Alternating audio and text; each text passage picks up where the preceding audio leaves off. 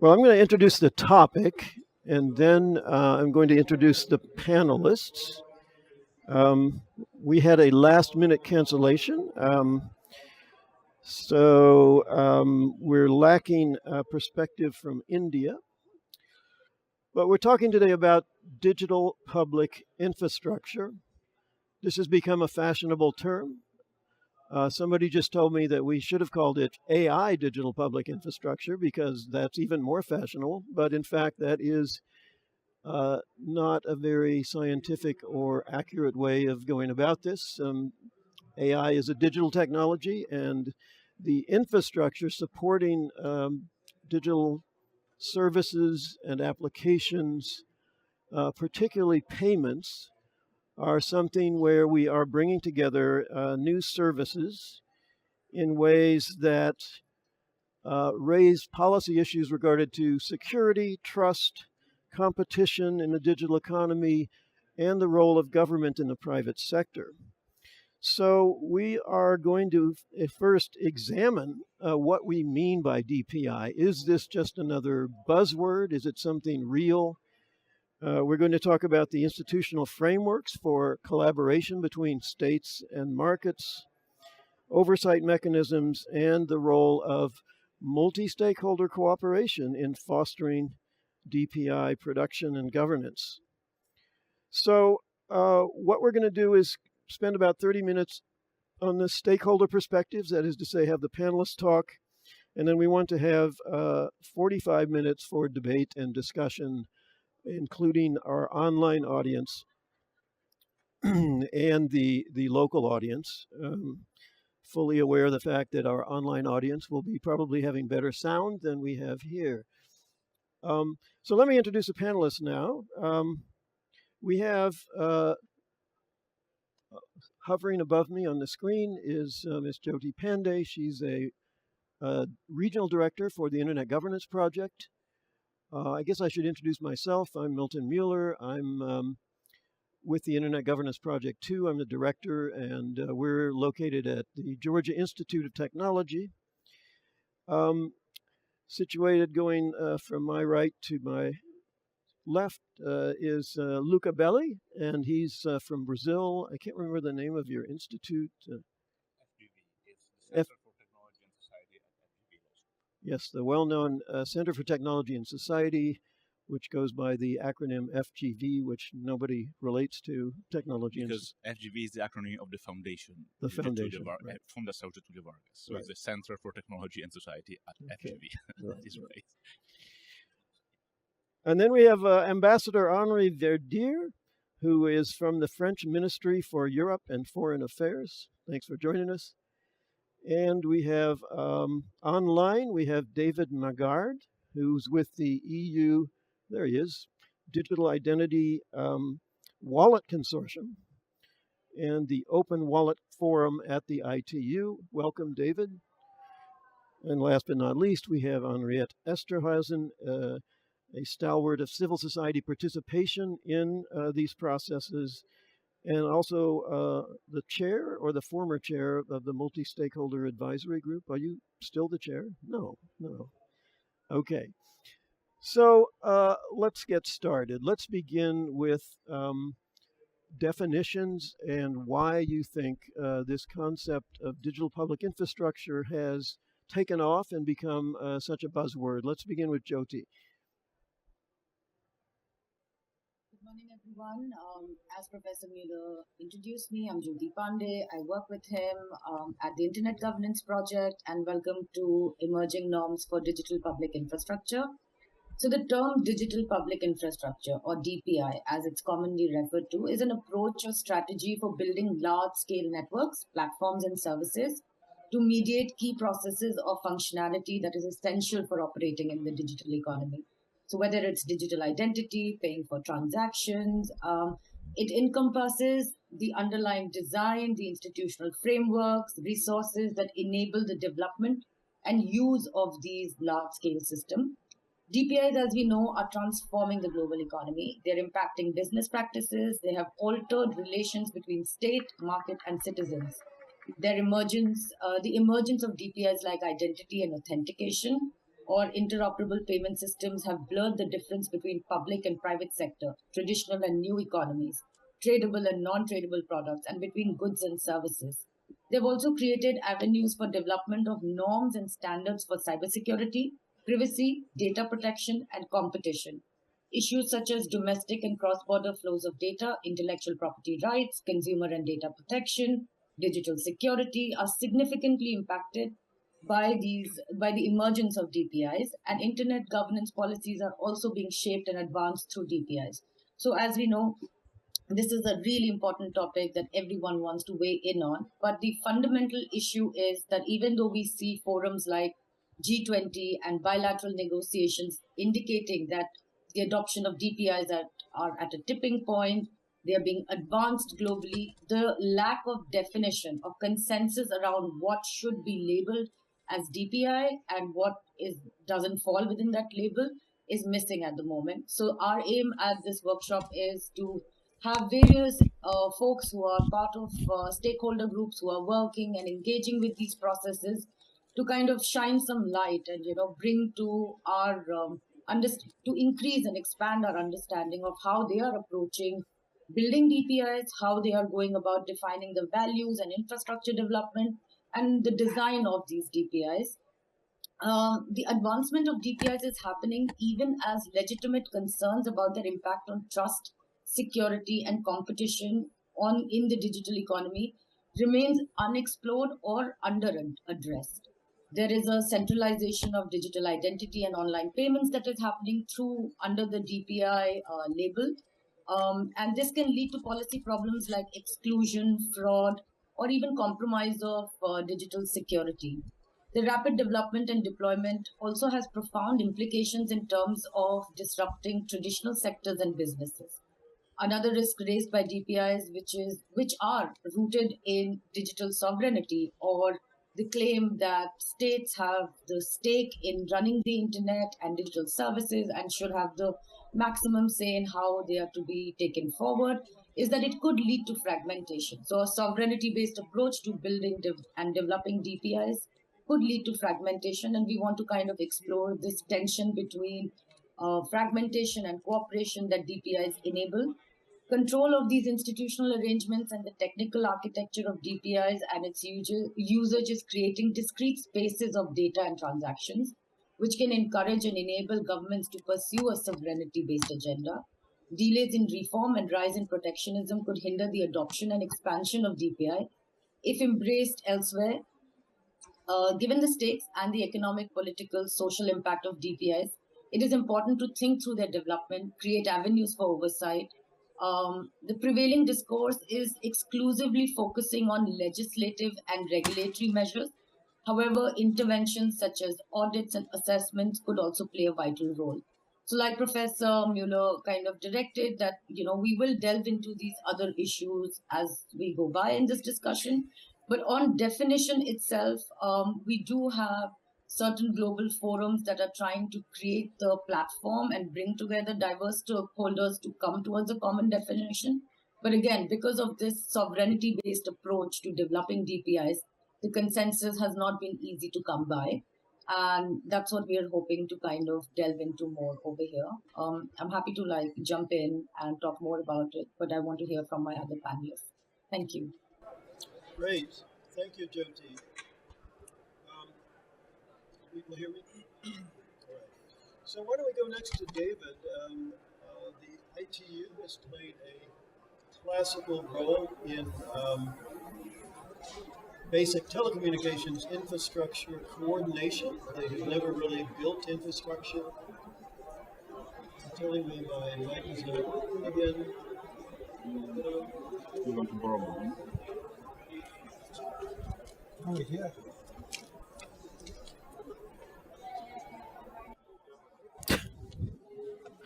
Okay, you have to turn it on. Somehow it got turned off. So, yes, let's turn to David. And can you give us a brief overview, 5 minutes or so, of what your perspective is, particularly focusing on the definitional issues at this stage? I can give it a try. So thank you everyone for inviting me to this panel. I sit in a kind of cold Sweden now. I work for the Swedish Companies Registration Office under the Ministry of Economic Affairs in Sweden. And also am the coordinator of EWC, the wallet consortia. We pilot digital identity wallets for Europe. This is a collaborative effort, 86 organizations from private and public sector, done over 2 years, 20 million euros, rather big, and I guess in some sense a digital public infrastructure, although this is not really my area of expertise, so I'm coming with a kind of perspective from what I don't understand of the public infrastructure, so see if that can add to the discussion. When it comes to digital public infrastructures and what we see from at least what I see, and I've been working with the Swedish government, within the Swedish government, for about 10 years with digitalization, and of course in the EU as well, part of several expert groups and also the Open Wallet Forum, and some other OECD groups and so on before. Digital public infrastructures kind of come in my view, the last 3 years. I wouldn't say that this is a big discussion in the EU. I haven't really used it at all, to be honest, in the work that we've done.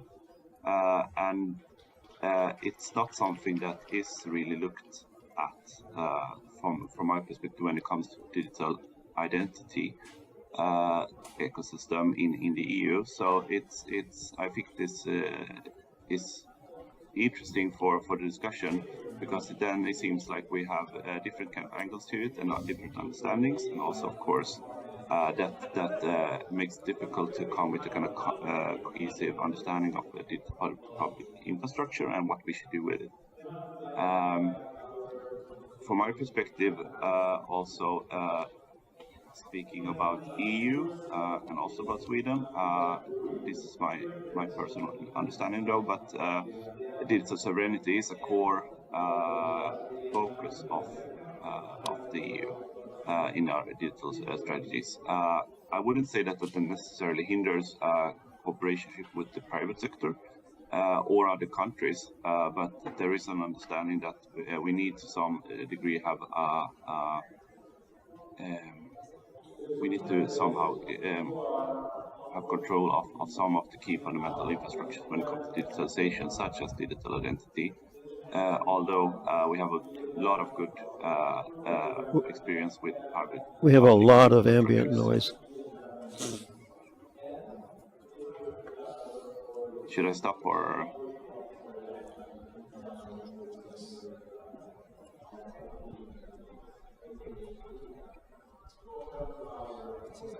You can go on, but we have a lot of ambient noise here. Okay. Yeah. And yes, to kind of finish up, then I think what's mostly interesting, where I kind of sit, is the interoperability between identity systems and interoperability, of course, on the technological infrastructure layers, but also, of course, the semantics, so legal semantics and definitions and so on. So I'm kind of curious on kind of the interoperability questions in the digital public infrastructure framework, which, as far as I've seen, it's not that prominent in kind of the discussion papers and so on that I've browsed through the last years. Good, So, thank you. thank you. I think it's interesting then that from the perspective of, from David's perspective, the term is not commonly used, and the whatever main concern he has is in fact with interoperability, which, as Jyoti flagged, may be an issue if you start taking a sovereigntist approach to DPI. So let's go on to Ambassador Verdier. I think you are more involved with this topic. Yeah, I am. So first, let's say that I'm a veteran of the internet revolution. I started my first company in 1995, and then I became an ambassador. And I say this because that's always the same thing. The reality is vibrant, evolving, diverse, complex, and we look for words. But the reality doesn't obey to our words. I say this because the DPI movement is one new word for various approaches, and you can connect it to infrastructures, to public service, to sometimes commons, to platform strategies. And for example, personally, I discovered probably those kind of ideas 15 years ago. I was writing a book on platform strategies, and I was trying to explain the success and the strength of the big platforms like Google or Facebook or Apple itself. And suddenly I discovered that some people were speaking about government as a platform. And I was very interested by this approach.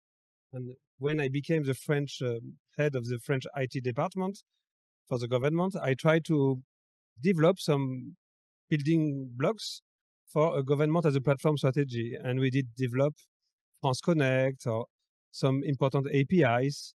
And it was on a certain perspective, a kind of prototype of what we call now DPI. And I've discovered at this time the Estonian X Road, for example, that is another kind of ancestor of the DPI approach. And then I discovered what was happening in India. So Pramod is not with us today, but we can here observe a massive impact, because in less than 3 years, they did develop a digital ID for more than 1 billion people, and 25% of them didn't even have a legal existence, and then they had a legal existence plus an ID. Then they did develop a very smart payment interface. That is just, just a set of API. They did just decide that the banks has to be able to receive payment orders through this format, and they have the duty to agree to execute payments through this format. That's all. Plus, independent body to regulate, to be sure that the banks are correctly implementing the system. And thanks to this approach, a good definition of a set of APIs, they did manage to let the market conceive 600 payment systems. So of course, Alipay and Google Pay are the biggest, but there is a huge diversity of payment system. You can pay with a QR code or with WhatsApp, or it depends of your service. So I mentioned this to say that a lot of people a lot of countries or organizations are trying to build this small layer of something, a kind of platformization between the free internet and the market and the society. And that's very important because as I said, usually in the digital world, platform strategies are very efficient. Platform strategy is a strategy that compacts and distributes some resources for users. Most often, they try to take the part of the added value of the users. So they take the platforms, the private platforms. They take data, or they try to capture you, or they ask for revenue sharing. But that's efficient. A very simple and obvious platform strategy is a smartphone itself. If you are a service developer, you are very grateful to Apple or Google to propose to you a connected computer with a camera and a connection and Meteo and a lot of sensors and a lot of tools, plus the good SDK. So you are very grateful and you agree to share 30% of your revenues because they did allow you to innovate and create and try to access to the market. So that's efficient, and that can be dangerous, that was said, because of course the platform is controlling everything. But to conclude this introduction, from my perspective, the most important reason to speak about this here in the IGF is that if we want to protect a free, open, decentralized, neutral, and unified internet, and if we want to avoid the capture of this internet by strong companies that are built on the internet and that try to capture the customer, and if we want to remain free democracies. So we have a fundamental right. For example, we are in Europe, we are very attached to privacy.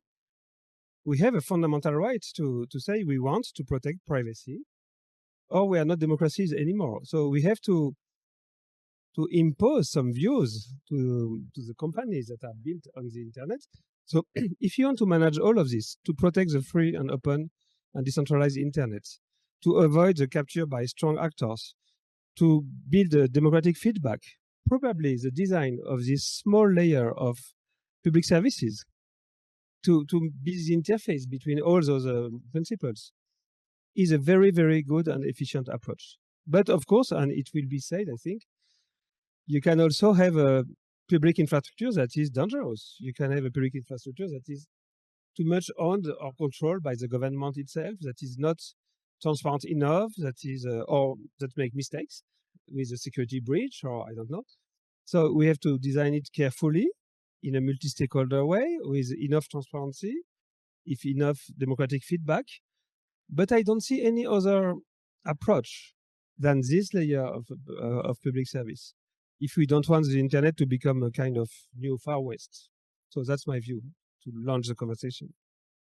Very good. So you have introduced something that I think is the best definition of DPI that I've heard, which is a set of APIs that is serving as an intermediary for or a platform for many different, particularly as an interface between government services and the broader public. Let's turn to Luca, who has, I think, some very strong perspectives on DPI based on your experience in Brazil.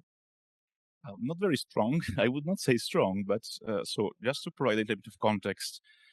So at FGV, I'm professor at FGV Law School, and besides directing the Center for Technology and Society at FGV, as Milton eloquently was announcing, I also direct a project called Cyber BRICS that maps and compares the digital policies of the BRICS grouping. So over the past 5 years, we have discussed a lot of issues, and one of them is also amongst data governance and digital transformation, AI governance, an overlapping issue is digital sovereignty. So we have a book that should already be available in open access on the Cambridge University Press website on digital sovereignty in the BRICS. And some of the case studies we have analyzed from India or Brazil are precisely about DPIs and how they can be considered as an example of good digital sovereignty in some cases. Again, I also want to introduce a little bit of caution because DPI as digital sovereignty, as pretty much anything we can speak in life, it may be a label. So to understand if it is good or bad, we have to understand what is the content behind the label, right? So DPIs as a definition, the only agreed international definition we have of DPIs has been put forward by the G20 last year under the Indian presidency and has been taken off by the UN. For instance, if you look at the reports recent on DPI safeguards done by the DPI and UNDP, you will see that they quote the same definition of the G20 last year under the Indian presidency. And again, the Indians have been very successful because the DPIs for them is a key of their digital transformation strategy that's endured more than 10 years under the India Stack program. So let's say that the cherry on top of their strategy was to put this into the G20 so that everyone now is speaking about DPIs, which is a very successful strategy. And very few countries have been this strategy and this agenda for G20, in my opinion. And so this definition is considering DPIs as digital systems that should be secure and interoperable, and that they're used to provide access to public or private services and deliver, therefore, not only public services, although they are mainly used for public services. But if you look at India, there is a very good example of the ONDC, the Open Network for Digital Commerce, which is a protocol for a great bazaar where any kind of private service can be delivered. So it's not only about public services. We usually we categorize DPIs as digital identities, online payments, and personal data consent managers. This could be could fit into the public services, especially the first two. But they are not only public services. They can be used for private services. And another good example, also to stress that this does not only happen at the federal level, at the national level. In the city where I live, Rio de Janeiro, there is a very good competitor of Uber called Taxi Rio. It's a DPI made by the local municipality that allows you to take taxis without using Uber, and is entirely developed by the local administration. So it's a very good example of how DPIs can also be local, and also how, why we speak about digital sovereignty not only as something that is state-driven, but can be driven by local communities, local municipalities, even local individuals. And why I argue that DPIs like PIX, our national digital payment infrastructure, is a good example of digital sovereignty, because it allows in this case, the individuals and the government to understand how the technology work, develop it, and regulate it effectively, which is how we define digital sovereignty in the book, in its various nuances. It's all about understanding, developing, and regulating effectively technology. And so before PIX, our national payment infrastructure, was developed, the only exclusive way to process digital payments in Brazil was through Visa and MasterCard. The only way was using two foreign companies that not only charge extortionary fees between 3 and 5% in all the global south, but also few people understand that over the past 10 years, they became big data companies. Most of their revenues is not the 3 to 5% of the fee, is the intelligence and profiling. They elaborate on data collection of every single consumer that uses. People don't understand it when they use their credit card. They are de facto not only paying with money, they are paying with data. And the only ones that were reaping these benefits were Visa and MasterCard before PIX in Brazil or UPI in India. So this is a very good example, in my opinion, of how DPI can be leveraged for good digital sovereignty, because it broke the monopoly, actually the duopoly of Visa and MasterCard. The antitrust and competition authorities could have cried and adopted any kind of remedy. They would have never broken this monopoly. Never. This has created an alternative that has reverted automatically 3 to 5% of what consumers pay in their pockets. So enormous advancement in terms of competition and consumer benefit. An enormous advancement in terms of informational self-determination or data protection. People now understand that their data are collected and who is collecting them, because the online banking intermediaries they have terms of service and precisely state what they do.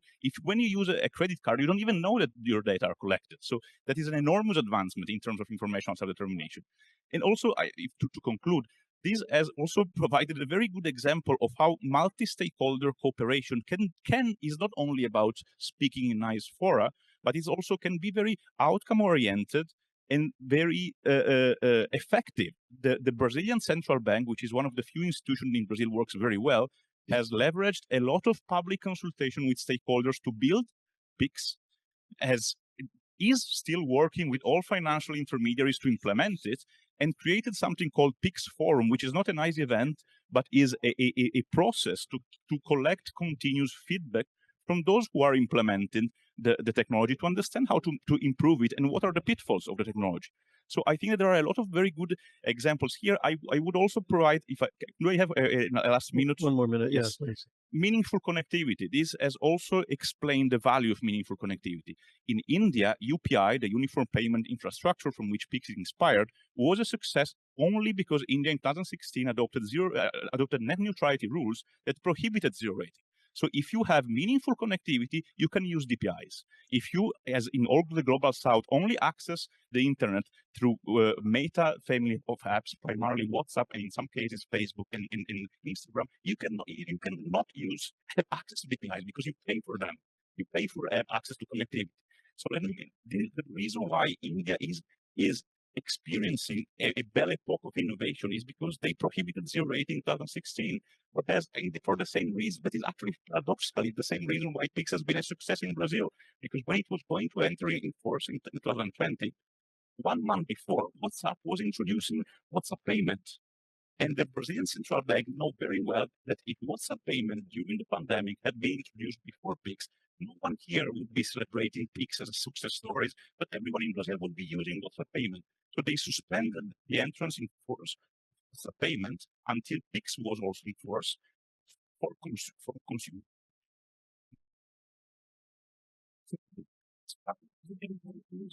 PIX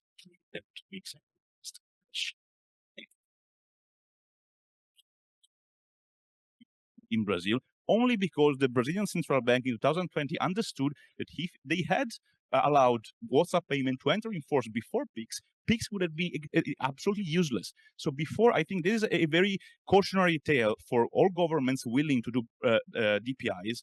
Think about systemically about everything, because if you spend a lot of money to do the best possible DPI, but at the end of the day, everyone only access WhatsApp and Facebook, it's useless to put your investment in DPIs. Okay, so now you understand why I said Luca had strong opinions about DPI. Let's go on to Anriette. DPIs or many things. Yes, Just before, if I can add one word to make it even more simple. One day I was discussing with Pramod Verma, who was supposed to be there today, and he told me this very simple idea. He told me, you, in Europe, you did build your strengths on prosperity and maybe sovereignty thanks to public infrastructure, roads, trains, bridges, and you became very prosperous. And then suddenly you did stop. And today, in the current economy, you need ID, payment, geolocalization. That are the infrastructure of the 21st century. Thanks, Milton, do I also have strong feelings? Actually, I do. I think that DPI is a really important opportunity for us to fill gaps that date back. I mean, I see the ancestors of DPI, and I'm speaking very much from an African perspective. I'm in South Africa, but I work across the continent. Firstly, open government. One of those grand ideas and grand coalitions from about 20 years ago, which still exists, but it's lost its glamour, it's lost its attraction. And then the World Summit on the Information Society, where you had action lines on e-government, e-health, e-education, an enabling environment for innovation, all of those elements that were part of and of course, connectivity infrastructure.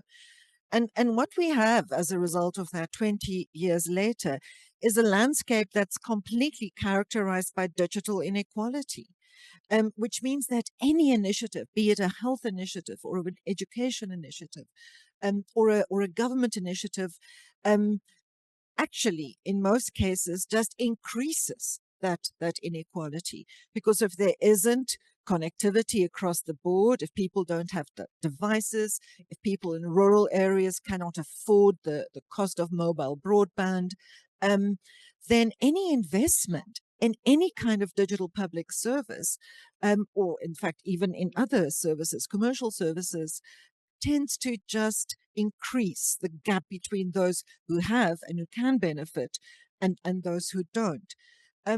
I think I'm not surprised that David hasn't heard much about digital public infrastructure in Sweden, because you have digital public infrastructure in Sweden. You don't need to talk about it, but we need to talk about it, and we need to talk about it very seriously. And I don't think, Milton, it's a set of APIs. It's much, much more than that. I think the G20 definition, or looking at these 4 elements of broadband infrastructure, absolutely critical in Africa. I'm not sure how many people are aware that internet penetration in Africa is actually lower now than it was a few years ago. It's now below 40%. It was around 40. It's now more in the upper 30s. Even access to electricity is reducing in parts of Africa where dependency on hydro is affected by drought. Digital identity systems, again, even identity systems are a challenge in many African countries. And then, of course, the challenge of moving to digital identity, when the data governance and the data protection frameworks and the public administration and rights protection frameworks are also insufficient in many cases. Another challenge. Finance payments. How do most Africans, have financial inclusion or any semblance of it? It's through Safaricom, it's through mobile operators facilitating quite expensive financial services for the poor. Very few countries in Africa outside of Nigeria and South Africa, for example, have banking that actually makes is accessible to the poor. So let me just be clear here, Anriette. You are broadening the concept of infrastructure to everything: electricity, telecoms, banking, the whole schmear. Well, the G20 definition of digital public infrastructure looks at data, finance, broadband infrastructure, and identity.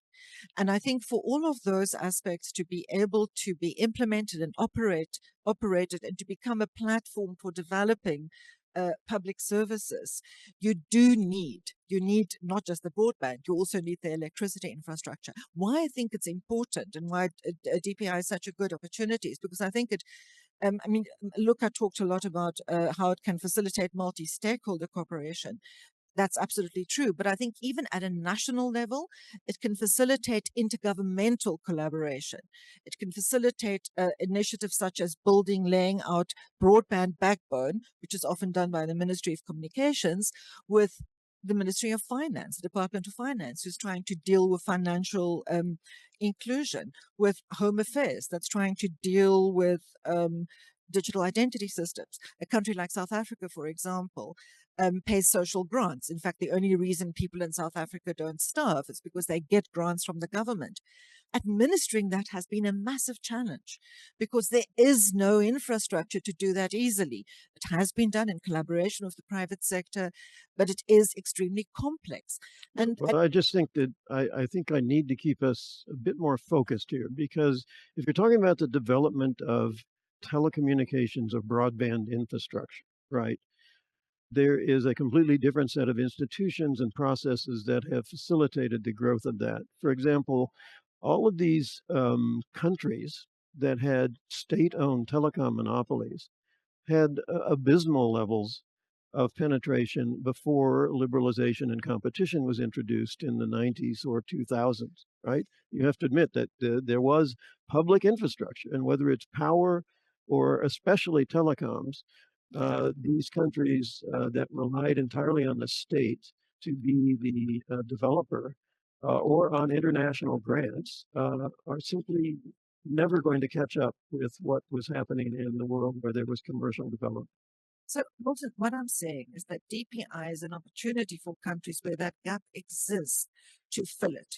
But with what capital? With what investment? Where does the money come? That is why it's an important discussion. And that's why it's important that we discuss it in the context of the IGF and WSIS, because financing that investment and having private and public partnerships and having the kind of rights protections that needs to be built into that is something that we can try and achieve through the WSIS, through the South African chairing of the G20.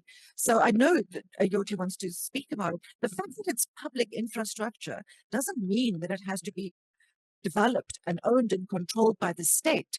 It means that it has to be developed and controlled and regulated in the public interest. I'm not suggesting the statist approach. Let me go again, and then she's been jumping up. So these are really interesting perspectives, but I just want to, as the token representative of India and living through this great digital public infrastructure revolution, I feel like I have to chime in a little bit, going back into the history of how did the label DPI come about. Anriette is very correct that the roots of this lie in the e-governance, the digitization initiatives that have kind of evolved with time and investment and stakeholder priorities. So it's running along the same trajectory. But for example, digital identity is rooted in the notion of national security, and therefore the state has way more say in running digital identity within the India stack than it has in matters of UPI, which has been developed by banks coming together to compete against MasterCard and Visa. So even within this whole label of India Stack, which later got reformulated as DPI as they wanted to export it to other countries, the idea of digital identity is coming from a different perspective. Digital payments and wallets are coming from a different priority and perspective. And digital sovereignty seems to be the thread that ties these two different efforts and neatly brings them together under a common label and therefore facilitates adoption, etc. I want to throw in a couple of questions here for everyone's consideration. I like what Ambassador talked about, where he's like, your intention versus your experience there can be a huge gap between that. So for example, when we talk about DPI and digital identity in India, one of the most common refrains I hear from everyone is that look at the scale and look at how many people have digital identity. And these were people, the large parts of the population were lacking any form of legal identity. Firstly, that claim is very, very contested. There were various forms of identity available to the population. But of course, the state apparatus was backing this digital identity project. And therefore, one of the rationales to push it forward was to make the claim that people lack identity and therefore need a digital version of that identity to upgrade the population and bring them into the modern world, into this revolution, right? But also, I want to ask that after the digital identity got built, it got integrated into welfare, not because this was strategic from day one, because the government and the players who were developing digital identity realized that the swiftest way of ensuring adoption and achieving that scale would be to integrate it with welfare schemes, because the state has greater control over it and therefore would be able to push and apply its might behind the adoption of these services. So again, the intention, how has it reached that scale, and is the scale the only parameter of success? And I think this is what Anriette is referring to when she talks about that we can't only look at the scale and then reach and let's talk about roads, like, right? All countries have roads, but in some countries the roads are excellent and talked about globally, but in other countries they're not that well developed. Some villages and towns in India still have dirt tracks that are referred to as roads, right? Who is responsible for building roads? It can happen both through public funding, it can happen through public-private cooperation, or private sector can be contracted to build roads. But it's not just building roads once. Roads require maintenance. Roads will have to be upgraded as traffic piles up. Different aspects need to be considered as the use of the road evolves. And I feel in a lot of these discussions about DPI, we get stuck at pointing to the success in India and not delving deep into that. Fine, no matter what the justification as to why this label has become really popular, but what are the impacts of DPI on the ground? What is the reality of the people who are actually engaging and interacting with these public infrastructure, and how public are they? So for example, the UPI API is owned by the consortium of Indian banks, and they developed the API before, and they actually kind of didn't allow WhatsApp to launch its payment, or delayed, WhatsApp adopting the protocol that was developed for interoperable payments in India. So if the idea of digital public infrastructure is that it is an alternative to big tech monopolistic structures that are very prevalent in the digital ecosystem currently, are we replacing one monopoly with another kind of monopoly? And I would really want to hear more about these themes from our panelists. Okay. You want to react to Jyoti, please, Milton. I agree 100% with you. And this workshop is about norms. And I think I've looked at quite a lot of DPI norms, the UNDP safety guidelines, whatever they're called. And I think none of them mention what you've just talked about, is how do you maintain these roads? How do you assess whether they're getting to the people that need them most, and whether those people are actually able to find buses that they can ride on those roads to get where they need to. I haven't seen that level of practical looking at the sustainability and the impact of DPI initiatives. And in fact, I think if we don't reframe how we talk about DPI, it's just going to become another opportunity for vendor-driven pseudo-public investment taken advantage of by corporations that are set up to do that, as has been the case with e-education, the WIS's action line. But that's why I want to I want to connect some dots. First, your former question. I think that's of the utmost importance to understand what must be mutualized, and the difference between you said sometimes the public telecommunication did not reach out so much. The growing consensus within the community of DPIs builders is that we must find what has to be done with this kind of public service approach, and what must be led to the market. Mm-hmm. So most of the DPIs architects, they are looking for the minimum necessary infrastructure, if I may. And for example, in India, they don't make the UPI doesn't make the payment systems. They have more than 600 private payment systems, Exactly. but built on a common infrastructure, So and that's right. much more efficient. Same for roads. So the importance is to have an interoperable road systems. I cannot change my car because I'm entering on another private road. So I need to be able to drive everywhere. If some of those roads are highway and I have to pay because this is a very expensive highway, and others are communal small streets, doesn't matter. The important is to have one unified system. And that's the beauty of the DPI movement. We are looking for, yes, what must be done as a common and clear and infrastructure for the market, Right, to allow the market. I think this is a well-known, although not frequently acknowledged. We tend to have this polarity, more government, more market. The fact of the matter is that markets function well when they have the right commons in which all the market players can interact. And maybe just one last thing. For most European, when you say public services, you call lawyers too, because there is a long tradition of juridical definition of what must be a public service. A public service has to be neutral, equal access. You have the duty to maintain it. You cannot change your mind and say, "Oh, sorry, I stopped this project." There are very clear and strong definitions of public service.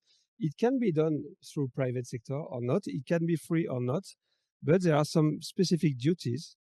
And a public service, at least in Europe, it might be public. It can be state-owned, but public servants are not governments, and they have, for example, the right to contest the authorities because they obey to the definition of their public service. In some countries, that is true. Some countries. Luca, you're dying to get in here. Yeah, I wanted to first to attract everyone's attention to a rare moment of agreement between me and Milton, because I think I concur with Milton in the fact that I think it is better to keep separate the distinction between digital public infrastructure and classic infrastructure. Because when we speak about DPIs, it's about digital systems built on open standards that are interoperable and secure to provide service. We might include into this telecom infrastructure, but I think it's an overstretch. I would keep it to software rather than getting into hardware. Having said that, as I was mentioning at the very beginning of my remarks, I think one really has not only to think that DPI, although there is this nice internationally agreed definition, there are very different implementation of the concept, and it's essential to study the details. Of course, in this panel, we can only have a superficial discussion about it, but if one study, let me provide some key examples between India and Brazil on the very same type of digital public infrastructure for payments to illustrate how this can be radically different. I think that the Brazilian experiment with PIX has been an evolution of what has been copied de facto from the UPI in India, and actually maybe the Indians will not disclose that they have copied this from Russia, because Russia introduced its system MIR after the invasion of Crimea in 2014, when it was sanctioned immediately the day after by the US with the prohibition of Visa and MasterCard. So from night to day, Russians could not pay anything with their cards. So they had to come up with a new system, and a domestic one, MIR, like the space station MIR.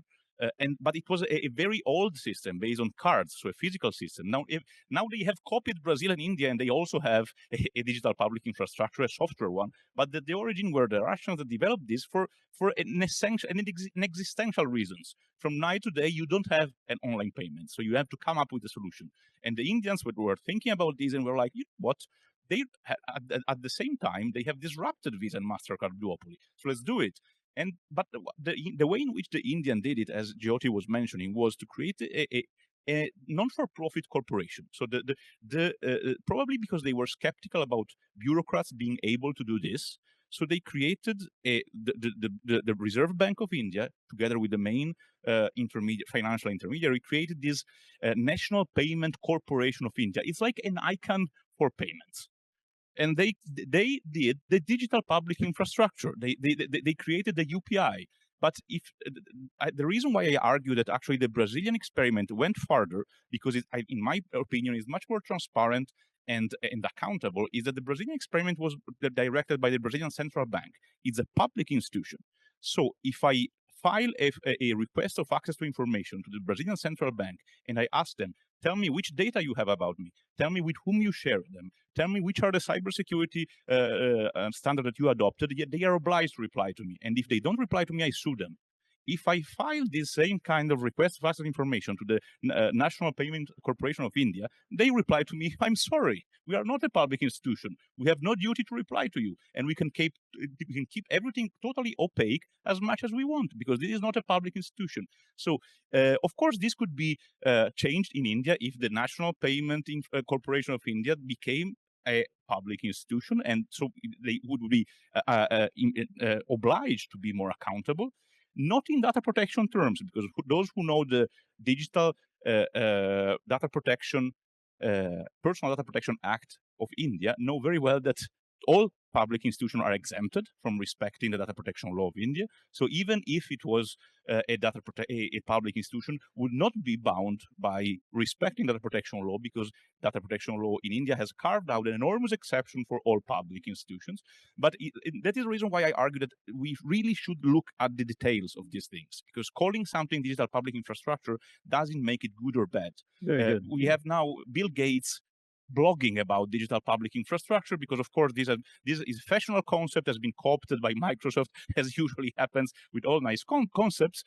Last year at IGF we were speaking about AI sovereignty. We released a book last year about this, and 2 months after Nvidia and Oracle started to blog about how their products were excellent for AI sovereignty, which I think is a little bit of overstretch of the concept, because of course they argue that you can be AI sovereign if you buy their tools, which is again a little bit of overstretch of the concept. But again, we really have not only to look at the label, but what is behind the label, to understand if we can form our opinion and to understand if it is good or bad. Good. I need to get in here. So I really appreciated your story about the competition issue related to Visa and MasterCard in Brazil. I would tell you that within the US, this is recognized as a competition issue, but you need to understand how deeply embedded the dominance of those two payment networks is in our system of banking regulation. In other words, in some ways, the regulatory system has created conditions which lead to an oligopoly.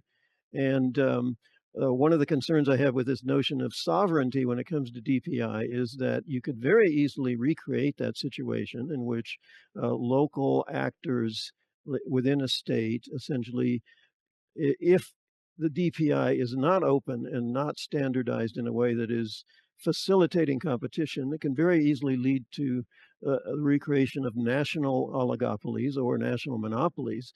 And one of the big competitors to a new emerging form of DPI, i.e. cryptocurrency, are, of course, the central banks. And so this is a very clear contradiction or clash between a sovereignty-based payment system and monetary system and a globalized one facilitated by the internet. The other point I'd like to make here is that when we talk about interoperability and commons versus market, it seems that we're not fully recognizing the revolutionary impact of the internet itself. Right? What is the internet? It's a set of non-proprietary protocols, right? A non-proprietary protocols that made all of this connectivity possible, and it essentially facilitated a digitally networked economy, right? And so it wasn't like the government said, we're going to create a globally integrated economy, and that's why we're funding this protocol. It was simply the protocol was created through computer scientists and researchers, and then it was, because it was non-proprietary, which was a good part about the fact that the government funded it, but it was non-proprietary, so that neither the US government nor any private actor controlled the use and development of the infrastructure around the internet. And one of the things we can even talk about digital payments now coming down to our phones is because of this commons, this digital commons created by the internet protocols. It's free world. So you're right. Internet is based on open standards, and we have to protect it. But we have also to recognize that internet is captured because of through ID, payment, and some things like this. So DPI could be an answer, but you're right too. Maybe we should start thinking about a kind of ITU for DPIs, because interoperability, free exchange of, so I should be able to use my European digital wallet in India. That should be the goal. I should be able to travel, to exchange, to with my coming from my DPI and negotiating with others. Just to complement your point, because there is already an ITU for DPI, which is the ITU, because it has already released 2 years ago the GovStack, which is a set of open protocols for DPIs. But what is the problem with the ITU? The ITU, as it is an intergovernmental organization that sets norms. The reasoning behind the DPI is building the infrastructure. Is not only I honestly use this in class with students as an example of what Lessig called 25 years ago regulation by architecture, because it is not, you are not regulating the market by imposing a sanction or by defining a norm. You are regulating the market by creating an infrastructure, an architecture that competes with what exists. And you're perfectly right. I mean, both of you are right. You are right because the internet is based on, is probably the only part of the internet that is public, is the protocols, because the public commons, public, exactly. Commons.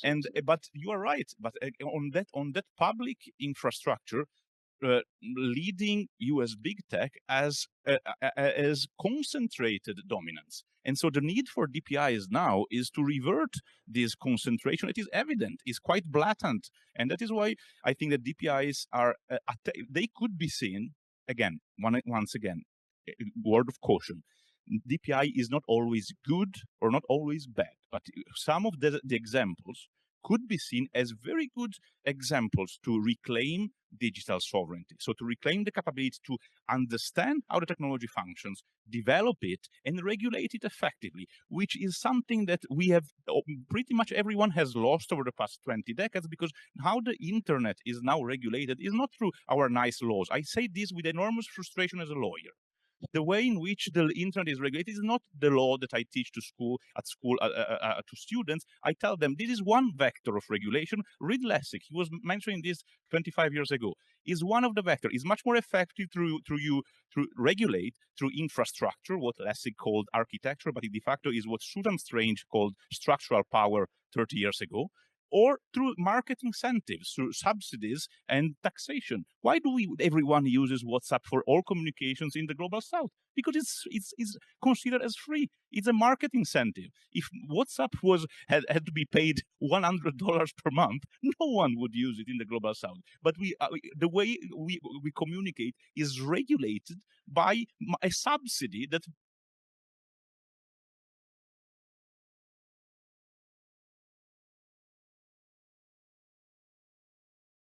like most of the infrastructure is actually created. I mean, the telecom infrastructure, the power infrastructure, it's all. Let me get David in here, see if he has anything to say. At this point, we've kind of left him in the dust. No, thank you. Thank you for inviting me. So I have two things that I would like to just put on the table. So one maybe interesting fact is from Sweden. Then, so we have we're using Bank ID, which is digital identity made by the cooperation of the big banks in Sweden. It's used by 99.7% of the Swedish adult population, so that is 18 to 67. So it's of course very very successful when it comes to usage and adoption. But now the last 3 years we have started work for government issued identity, because we kind of seen that giving away all of the control of the digital identity also creates some issues. Those could be kind of on the kind of security, but also inclusion, and also the development actually of the infrastructures, because then we are from the public side then in the hands of Bank ID, which is sometimes good because we have a good cooperation, but sometimes it also stifles us a bit. So in my mind, that says that it's not, every situation is different. So it's not possible to kind of have a framework that you can adopt to one country. It will differ. Yeah. Okay, Due to the fact where you're coming from. Yeah. So I'll like to hear more about this Bank ID offline. But yeah, let's the second part now. is I was want to say the second part is what we're doing in EU now with the wallets is that we actually regulate open source, open standards for digital identity, and I think that the digital infrastructures, public infrastructure, if you want to call them that, it's the trigger is really when you kind of make it cross-border. Because then you need the interoperability, you need the kind of guardrails and the railroads and all of these things kind of working. And it's really, really hard to do that, even with standardization. We can see that we're different standards and so on. But what we're seeing now in the EU is the regulation of it, and it comes from a open source kind of idea. So I think that is very promising for making these things that you're speaking about being the kind of digital commons and the possibility to for everyone to kind of have the same set of infrastructure and standards and so on. Yeah. I think we're supposed to end at 10:45, so I'm going to ask now for all of you, starting with Jyoti, to provide some wrap-up comments. And I want you to focus in particular on what action items you think the global community should take with respect to this issue. What can we do globally? And Anriette, I will not allow you to say that we should suddenly magically appear with $7 trillion to build broadband infrastructure everywhere. I'm going to have to ask you where that money comes from. But in terms of real feasible action items, what should we do next? Let's start with Jyoti. So before I come into the action items, just briefly, one big takeaway for me from this conversation, and it's also a question, is that which digital services qualify for the label of digital public infrastructure? Is social media DPI? Is digital identity DPI? What are the values that actually translate into something being labeled as DPI? Does it have to be open standard? Does it have to be public funded for the public part of the public infrastructure to hold? Also, I think another big point of confusion here is that the term infrastructure or architecture, as Luca helpfully referred to, has a certain notion that is already there is a common ground around these ideas, right? What is happening in the case of India Stack specifically, and maybe DPI more broadly, is that software and applications are being relabeled as infrastructure. And this is a very problematic pathway in my view, because as your digitization and your growth of your digital economy goals keep shifting, you can't keep relabeling things that are agreed upon to suit your strategy and your convenience and to propel you into the global conversation on regulating the internet and digital services. It is a very effective strategy, but it causes confusion, and it will lead to exactly this kind of fragmentation where everybody in various jurisdictions, stakeholders that have a stake or are behind certain projects, see the benefit of labeling their projects as DPI to attract more funding, to attract more mileage, to attract more attention. And we need to be wary of that. In terms of action points that we really need to focus on, I think, unpacking these terms. Are all digital services DPI? What values constitute as public of the DPI label? And what can applications and software become infrastructure? What are the infrastructural dimensions? So can you make digital identity, the Indian digital identity Aadhaar, mandatory for me to engage or access services on the internet? Right now in India, Aadhaar's use by the Supreme Court intervention has been restricted to services that have been paid for by the public fund of India, so our taxpayers' money. But even though that decision is being completely flouted by stakeholders in both private sector and public sector in India, because they see the benefit of pushing digital identity adoption to achieve that scale. So I think drawing the guardrails and working closer to a more narrow, value-driven, precise definition is going to take this in a much more productive direction than the confusion that is currently informing our discussions everywhere. Thank you. Thank you, Jyoti. Let's start with Anriette and then just go around the circle, ending with David. Thanks, Milton. I agree very much with Jyoti. I think digital my understanding, what I think we can do with digital public infrastructure is to look at it as an infrastructure that can be used to enable digitally powered public services and benefit. And I do think a value-based and narrower definition is a good way of looking at it. Milton, maybe those millions and millions of dollars trillions can come from all that enhanced economic growth you're going to get from your protectionist economic policies in the US in the coming 4 years. You're going to get deadly losses from that. But I absolutely am not going to take physical infrastructure off the table, because unless there is internet infrastructure, internet-enabled digital public infrastructure cannot exist. And the other point I want to make is that DPI is not neutral. DPI and how it's rolled out, how people experience it, will be shaped by the context. An authoritarian regime is going to use DPI to enhance control. A revenue collection focused regime is going to use it to enhance tax collection. And a public services, public benefit oriented regime is going to use it to create more inclusion. And I think we cannot take that out of it. In other words, DPI is not neutral.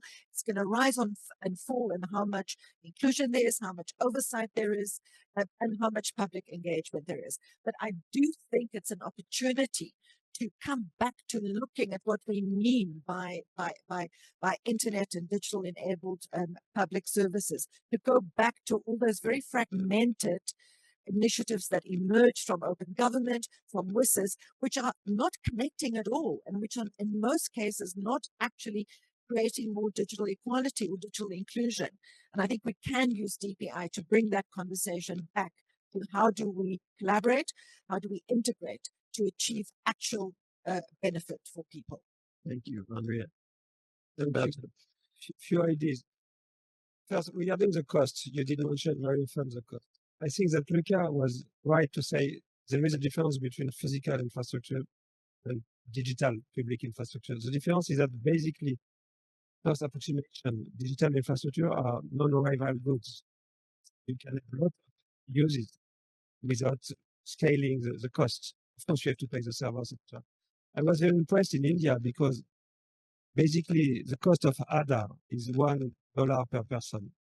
The cost of the French and most European IDs, digital IDs, is $100 by person. So that's not so expensive. And the cost of UPI. So UPI did allow more electronic transactions than US plus China together. And that's basically a set of APIs plus a governance body. That's such inexpensive. So the question you did ask, what should be done now? First, like Luca too, I'm not sure we have a very precise, unified definition for everything. And we have various national approaches. But probably what we should look for should be the minimal viable infrastructure that protects the free internet, the free market, a real democracy. And if you thinking like this, you can find some answers. And for example, Jyoti, you did ask, should social network be a DPI? I don't think so. But I think that curation algorithms should.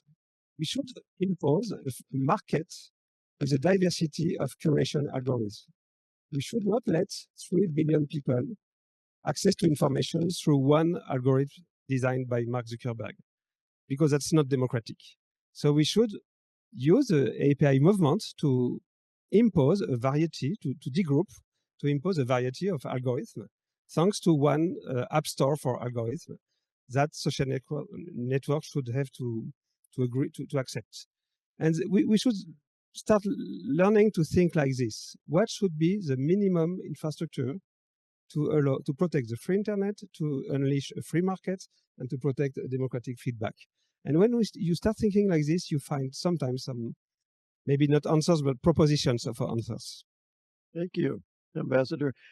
We'll go to Luca next, and again, action items, if you can. So again, I think that there are drawing conclusions from what we have discussed and from what I was trying to convey. There are multiple layers that we should consider in this quite complex situation. First, we should not think that DPI is bad or good, but analyze how it is proposed and how. I'm speaking about the how it emerges as a discussion, because I'm very concerned, for instance, that now IMF is imposing digital identity as a counterpart for having loans, because this is an imposition.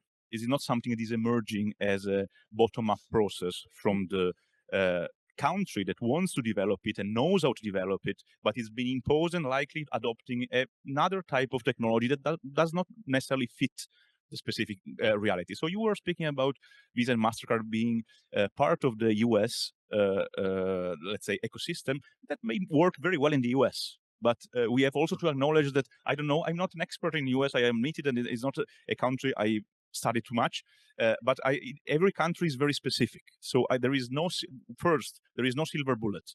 So if we cannot impose, that is probably the reason why the ITU GovStack does not work very well, because we cannot impose or hope that everyone will magically adopt a fantastic solution. It's much better to bet on the fact that those who are ready and want to do this might be able to develop it. And here, my second point, institutions that drive this process are very important.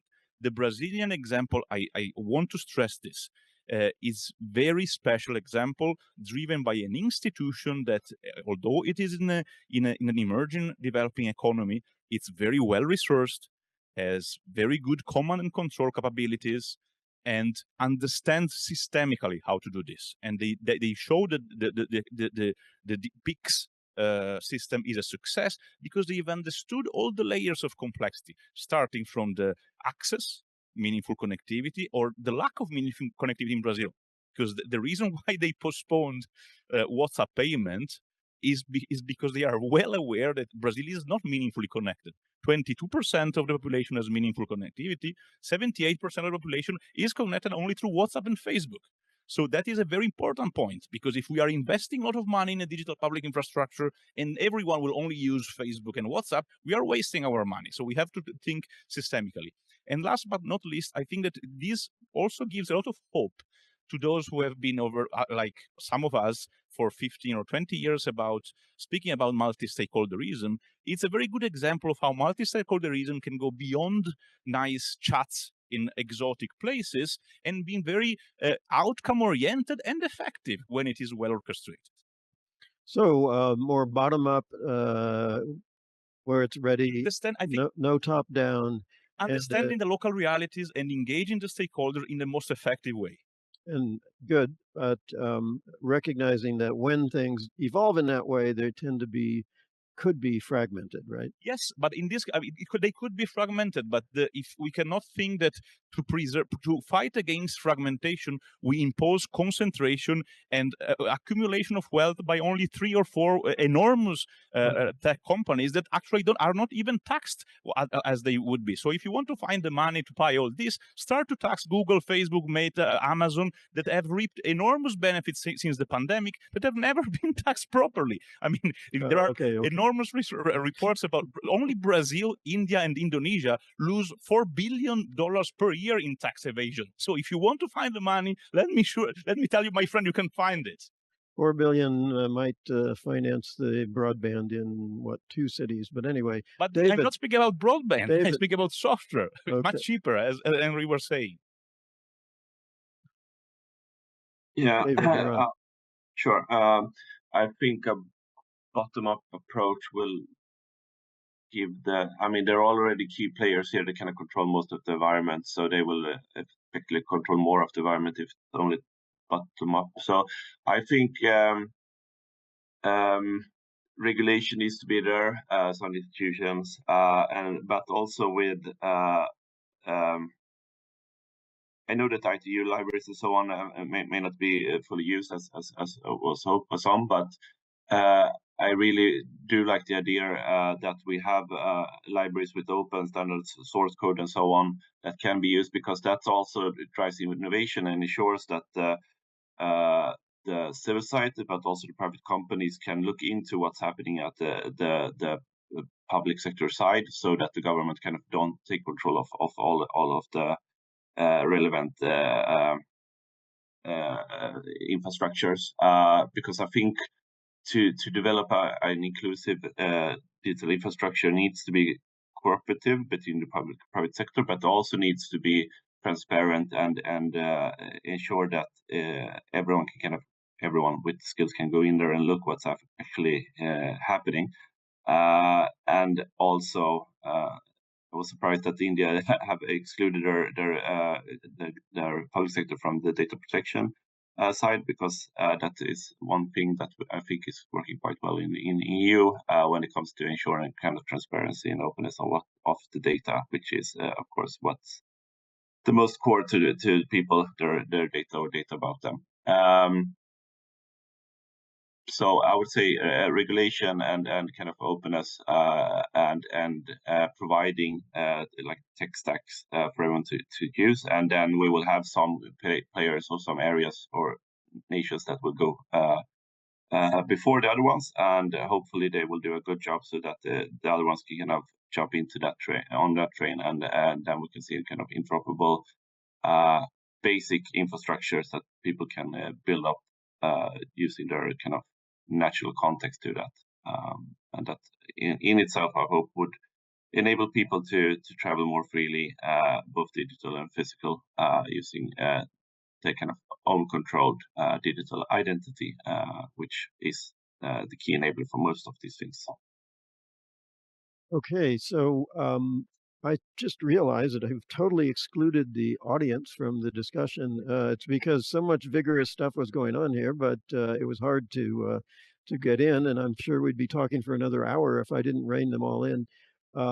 So I would encourage you that if you're here to approach the speakers, take off your headphones and talk to people about some of their ideas. I think we have about 5 minutes. Minutes. We have 8 minutes. 7. 7 minutes. Let's unleash the audience.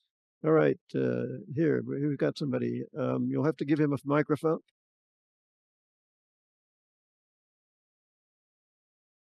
Thank you very much. My name is Kashfi Inua from Nigeria. Quite insightful and interesting conversation. But my question is, why is it's only in the global south we talk about DPI? In the global north, nobody talk about DPI. And looking at how they evolve in terms of building the infrastructure, it's really most what is happening in the enterprises.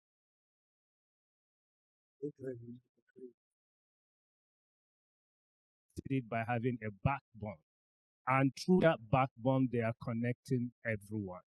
So sometimes I just getting confused. Always talk about DPI, Global South. Thank you. So first, I don't think there is such thing as a global south. There is a huge diversity in the south and in the north. But I work on this question for a long time, your question, because so the truth is, as it was said, we have most ancient and complex systems that is working a bit like a DPI. For example, in France, you can buy a baguette with your credit card without paying any fee to anyone. So you don't really need UPI because you have this system. But our system is very ancient, with a strong legacy, very expensive, but the need to change is not the same. But as I said, you have X-Road in Estonia, you have France Connect in France, you have pieces of DPI, but they were designed before the DPI movement. Luca? just a quick comment on this, because I think that the Global South has realized that there is a problem. We have been digitally colonized, and I think that the only thing that is in common in the Global South or the global majority, they are extraordinarily diverse countries, but the only thing they have in common, they have been colonies. So they understand when they are colonized again. The global north is used to be the colonizer, and they are not being used to be colonized. Now they are realizing it now. Let me tell you, I was at the European Parliament in September to present the research on digital sovereignty in the BRICS, because now the global north is studying the global south, because there are a lot of things to be learned from India, Brazil, China, South Africa, in terms of how to react to this kind of digital colonialism that is, of course, ongoing, and from which very few countries, I would say only one, is benefiting, and the others are not benefiting at all. So the others have a problem and need to find a solution. I would want to challenge. Simply, you are right. We speak about it in the global south because we don't have infrastructure. You don't speak about it as much in the global north because you have infrastructure. I mean, you know what it feels like to go to the Netherlands and they complain that their trains are late. You know, when in South Africa, getting a bus is impossible. You know, so it's a vast difference. And I think that the sad thing is that these conversations replicate during the structural adjustment era when we were trying to invest in public education and public health. We were told by the international financial institutions and the global north, don't let the market do it. When we talked about building broadband capacity, we told by Milton and other people, let the market do it. The market fails to do that. I'm not saying the market is to blame for that. I think there are a whole set of complex factors. But so that's why we keep having these conversations. And I think the challenge is, are our governments having them in the right way, in the most effective way? Are financial institutions responding in the most effective way? But I think it's very clear why we have these conversations. I think we just need to use these conversations better, be more action-oriented and more context-oriented in how we actually try and redress these gaps in infrastructure that we are talking about. I don't think any of you actually answered his question, which was like, I mean, partly you did. You're saying, I think yeah, we don't have infrastructure. None of you have dealt with the question of why they don't. Now, part of it is the legacy of colonialism, and by that I mean real colonialism, not this fake thing called digital colonialism, in which you're simply talking about the advancement of technological capabilities and their extension from the leading countries. But a lot of it is also the fact that your institutions have not allowed for the market development that is possible in other countries, right? You have telecom monopolies still in many African countries, still state-owned telecom monopolies. You have, you know, it's illegal to have voice over IP in many of these countries for a very long time. All the forms of competition and innovation that were enabled by digital technology have frequently been stifled by extremely authoritarian or protectionist governments that will not allow the infrastructure to develop. I just like to jump in here. I think Jyoti has something to say, but I was also going to direct my next question to you, and it builds off of this if you'd like to just take that. I think what he is trying to say and what you were trying to say about the Global South differences, I think what we actually have to acknowledge and what we publish in our own research is that these are places called leapfrog regions and that they exist in the Global North. You can look at Flint, Michigan. You can look at different parts of Atlanta, New York. There are regions that when COVID hit, we saw that there was not digital public infrastructure in the North as well. And so we need to acknowledge that digital public infrastructure does go across both sides. And so my question would be, I think, when you talk about authoritarian governments and monopolistic telecoms companies, I think what we feel in the Global South is that those companies and that structure is not structured by our governments, it's structured by outside forces. And so what can we do as parties in the Global South? Like, I come from Northern Ethiopia, he comes from Nigeria. I'm not sure where you come from, but you know, but I think what I'm curious about to hear, and Jyoti, I'd love to hear you start off, is how do the youth from these places, how do we decide to, like, we'd like to take control of our own infrastructure, and how do we leapfrog past what we see in front of us, because it's highly, highly unfair? Jyoti, want to go ahead? Yeah, thank you for these amazing questions from the audience. And I have a very skeptical view of this. To the first gentleman's question as to why we hear this label more from Global South and not so much in Global North, is because the label has actually been developed in the global south, and these advanced nations with their advanced technological capabilities are wary of adopting terms that they have not been involved in directly right from the outset, been dictating terms of their development. So it's like it's a little bit coming from geopolitical competition around tech policy, but also people are wanting to see how this label evolves, what is the impact, and then when they see it is a great success. So to Luca's point, why Gates Foundation or the IMF are now suddenly using these labels once they pick up, once they become popular, and they see the benefits of these labels, they will start using it more. In terms of how do we leapfrog, I want to give an example from India on broadband, actually. So Jyoti, when Reliance... we're about to get kicked out of the room. It's 11 2 o'clock. seconds. So Reliance brought the data rates completely low in India, and everybody clapped and said, this is wonderful. But now, 10 years down the lane, we see that the investment in actual internet infrastructure has dwindled down because there's a monopoly, or there are only 2 telecom operators in India. So we have to take these decisions carefully. There are always trade-offs involved, and I'm happy to discuss this offline. I don't want to hold anyone in the room. But thank you again for the questions and for all your inputs and for making the time. And to all the panelists and the speakers, thank you again very much for being a part of this.